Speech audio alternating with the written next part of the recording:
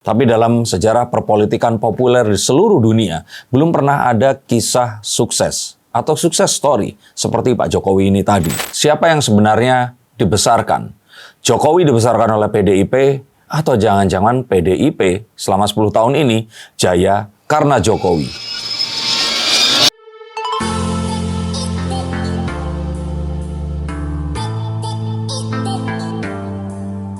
Banteng ini ramai-ramai disembelih di kandang mereka sendiri.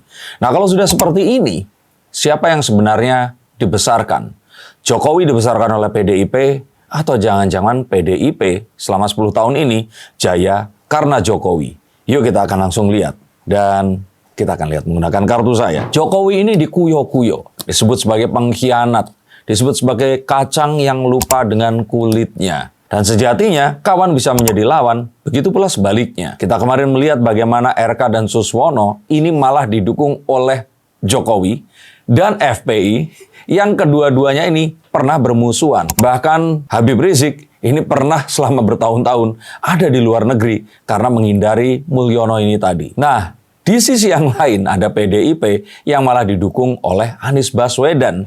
Dan di dalam situ berjumpalah Anies Baswedan dan Ahok. Walaupun kayaknya belum akan bisa deh mereka ini akan duduk satu meja atau berfoto bersama sambil tertawa-tawa seperti saat berjumpa dengan Mas Pram dan Bang Rano. Tapi yuk kita akan lihat, jika ternyata efek Jokowi yang menyebabkan Banteng ini kehilangan suara di kantung-kantung yang menjadi basis mereka, maka bukankah ini sebenarnya PDIP yang membutuhkan Jokowi dan bukan sebaliknya? Kita tentu saja masih ingat saat Pak Jokowi ini itu diminta untuk mencalonkan diri menjadi wali kota Solo. Dan ini dilakukan karena saat itu lawan terkuat mereka ini digadang-gadang akan menggunakan isu agama, dan kader PDIP yang paling kuat di sana ini adalah Pak FX Rudy yang dari namanya saja kita akan tahu bahwa dia adalah seorang Katolik taat. Maka dicarilah siapa yang kira-kira akan bisa memiliki sebuah nilai yang akan bisa membuat PDIP memenangi pilkada di kota Solo itu tadi. Dan akhirnya berhasillah ditemukan seorang tukang kayu, Pak Jokowi, yang terus kemudian melalui proses grooming dan memenangkan tujuan dari PDIP untuk menjadi wali kota Solo saat itu. Lalu kita tahu dari sana Pak Jokowi dibawa ke Jakarta. Pun akhirnya ini berhasil menjadi gubernur di DKI Jakarta.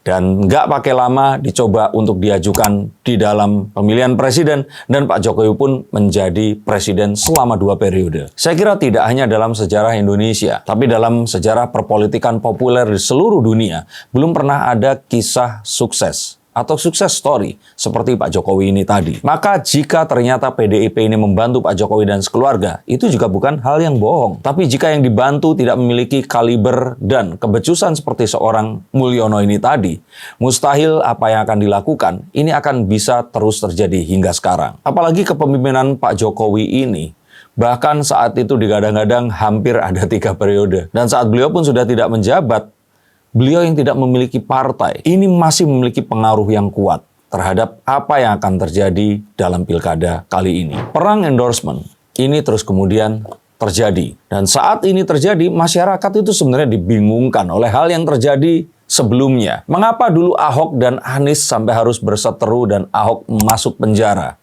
Jika ternyata saat ini mereka ada di belakang Pramono dan Rano, mengapa kemarin itu FPI sampai harus dibubarkan? Jika ternyata mereka satu markas bersama dalam pemenangan Ridho, semua orang bertanya-tanya. Dan ini sebenarnya adalah sebuah pembelajaran politik di mana sebenarnya tidak ada lawan dan kawan yang abadi, tapi kepentingan yang mendasari semuanya. Tapi apapun endorsementnya, masyarakat sebenarnya memiliki semua wewenang atau hak untuk memilih. Dan kita melihat di pilkada kali ini, masyarakat telah memilih dan mereka sudah menjatuhkan pilihannya. Di Jakarta, Quick Count menyatakan bahwa Pramono dan Rano ini menang telak terhadap pasangan Ridwan Kamil dan Suswono. Dan jika ini terjadi tidak di DKI Jakarta yang mengharuskan pemenang mengantongi 50% plus 1 suara, maka seharusnya Pramono dan Rano yang dinaungi PDIP ini akan menjadi gubernur dan wakil gubernur di Jakarta hingga 2029 nanti. Dan di Bali pun Pak Koster yang jelas di sini adalah kader senior PDIP yang jelas kemarin menolak dilakukannya Piala Dunia di Indonesia karena Israel akan bertandang kemari, itu terpilih kembali. Dan ini sebenarnya menunjukkan bahwa perang endorsement, perang pengaruh itu wajar dalam perpolitikan. Lalu mengapa ada tuduhan kecurangan dan yang lainnya? Saya sih melihat di sini bahwa masyarakat sebenarnya memiliki kedekatan dengan Pak Jokowi, bukan dengan PDIP-nya. Ini seperti di Bali. Bisa saja masyarakat di sana itu lebih dekat dengan Pak Koster dibandingkan dengan PDIP-nya. Dan bisa jadi masyarakat di sini sudah lelah dengan PDIP dan gaya mereka berkuasa selama 10 tahun ke belakang ini. Tidak ada yang salah dari PDIP-nya. Tapi mungkin cara melakukan dan menentukan kebijakan ini yang sudah tidak sesuai dengan keinginan masyarakat. Dan tidak ada yang salah dengan hal itu. Yang salah mungkin di sini adalah jika PDIP tetap kekeh, nggak mau dikasih tahu dan tetap melakukan strategi penyerangan, penghakiman, dan pemfitnahan terhadap Pak Jokowi dan keluarganya yang tentu saja akan membuat masyarakat yang jelas-jelas di sini ini ternyata lebih memilih Pak Jokowi ini menjadi marah. Semakin memusuhi Jokowi, ini pasti akan semakin rungkat. Apalagi kaderisasi ini belum berjalan. Karena itu pula lah kemarin Mbak Puan ini tidak dicalonkan menjadi cawapres. Dan kita melihat krisis kaderisasi ini terjadi di partai berlambang banteng bermoncong putih ini. Sebenarnya ini simpel dan manusiawi. 10 tahun berkuasa, ingin berkuasa kembali, tetapi mereka lupa bahwa masyarakat yang mereka bujuk di awal tahun itu tadi, itu berbeda dengan masyarakat yang sudah berkembang di tahun-tahun ini tadi. Ada anak-anak SD yang terus kemudian saat ini sudah mulai berkuliah. Ada anak-anak SMA yang sudah lulus kuliahnya. Ada anak-anak yang dulu berkuliah, sekarang mungkin sudah berkeluarga. Dan gaya memerintah dan apa yang mereka lakukan, itu bisa saja sangat berbeda. Saya masih merasa bahwa PDIP mungkin masih melihat ini bukan tahun 2024, tapi masih beranggapan ini tahun 2002 atau 2004. Dan kalau melihat dari kartu sebelumnya ini, sebenarnya kalau mau mereka aman, ya harusnya mengakhiri sikap untuk menyerang dan mencari-cari kesalahan dari Jokowi ini. Dan bahkan jika mungkin Jokowi yang nggak punya partai ini, ada baiknya coba untuk dilobi dan dinegosiasi. Karena sangat mungkin jika ternyata mereka mau menerima Mas Anies, mau untuk mengajak musuh bebuyutan mereka masuk bersama-sama dalam Pilkada Jakarta, mengapa tidak mereka akan menggalang kekuatan untuk berkonsiliasi dengan Pak Jokowi sebelum ini semua terlambat? Karena kita tahu bagaimana Gerindra ini berkembang dengan sangat cepat. Dan kita juga tahu bahwa Golkar ini mungkin melihat perubahan mendasar dari PAN yang mendadak menjadi populer dan siap untuk menggantikan posisi PDIP jika Gerindra nanti akan menjadi partai nomor 1 sebagai partai di mana Presiden Indonesia ini berasal. Maka saya kira hanya itulah jalan keluar yang harus diambil oleh PDIP.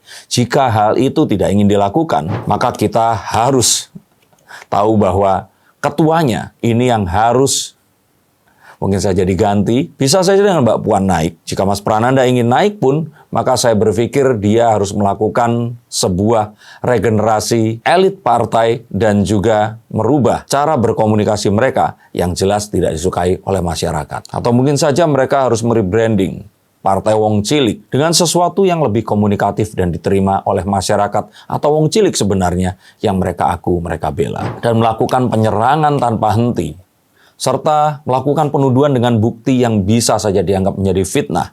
Ini sama saja dengan menggali kuburan sendiri dengan kesombongan yang dimiliki. Maka ini semua belum terlambat, cobalah untuk melihat lebih dekat. Dan bisa saja di sini Bu Mega sebenarnya ini sedang berada di Menara Gading yang dia tidak mengetahui apa yang terjadi di luar sana, apa yang terjadi di bawah sana, tapi disuplai dengan informasi yang menyesatkan dan menimbulkan kebencian. Kita akan coba untuk bahas di konten yang berikutnya. Dan untuk kalian yang menyukai konten seperti ini, silakan subscribe.